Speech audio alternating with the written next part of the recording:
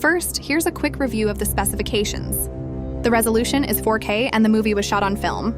The aspect ratio is 2:35:1. It includes Dolby Vision and HDR10, and a 5.1 soundtrack with an optional stereo mix.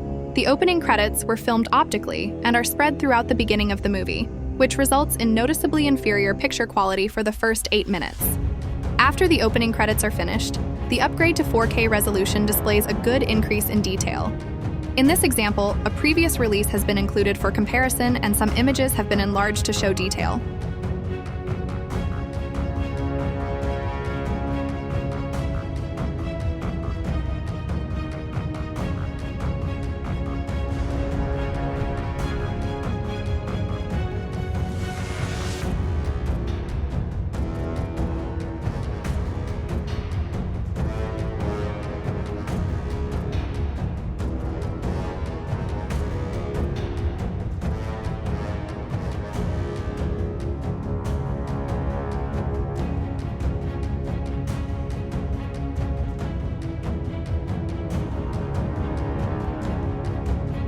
Now, let's review the transfer. In this example, you can determine the quality of the transfer by looking for defects in the picture, such as print damage, dirt, or problems with the encode. This should give you a general idea of what to expect in terms of the overall look of the release, as well as the visibility of film grain, if there is any.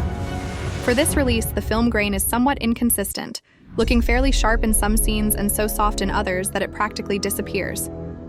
There's also some blocky artifacts within the grain that may be more noticeable for those with larger displays.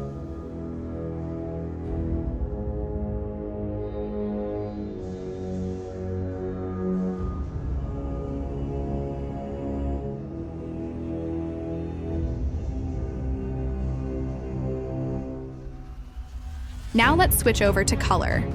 For this example, a previous release has also been included for comparison.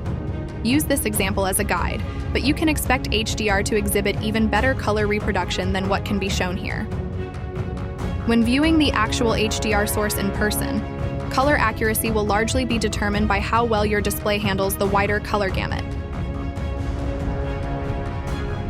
And finally, a quick review of the contrast. Note that HDR content may not appear as bright here as it does in person, and viewers should expect a brighter picture when viewing the source, unless otherwise noted. You can also use this example to determine how much of the picture has been preserved in brighter areas by looking for a loss of fine detail in light sources or highlights. The soundtrack has presumably been restored to the original theatrical 5.1 mix, while the prior Blu-ray release offered a DTS 6.1 discrete option. In testing, the 5.1 soundtrack on the 4K sounded okay, but upmixing couldn't reproduce the surround back effects from the 6.1 track. The logical choice would have been an upgrade to Dolby Atmos, rather than downgrading the soundtrack from the Blu-ray. So should you buy it, stream it, or skip it? This is a solid upgrade for fans of the movie, but it offers limited value for serious AV enthusiasts. Although there's a clear upgrade in picture quality, it's not on the same level as the best 4K releases.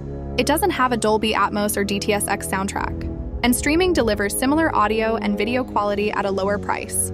For the most part, it looks more like a standard Blu-ray than a 4K release. It's often softer and less vivid than most movies on 4K, and HDR has very little impact on the overall viewing experience. Overall, this is an average release, and it's not a good deal for most people. And those who don't care about extras and just want to watch the movie should stream it. If you're enjoying the reviews on this channel, be sure to subscribe and turn on notifications, because you don't want to miss out on future videos.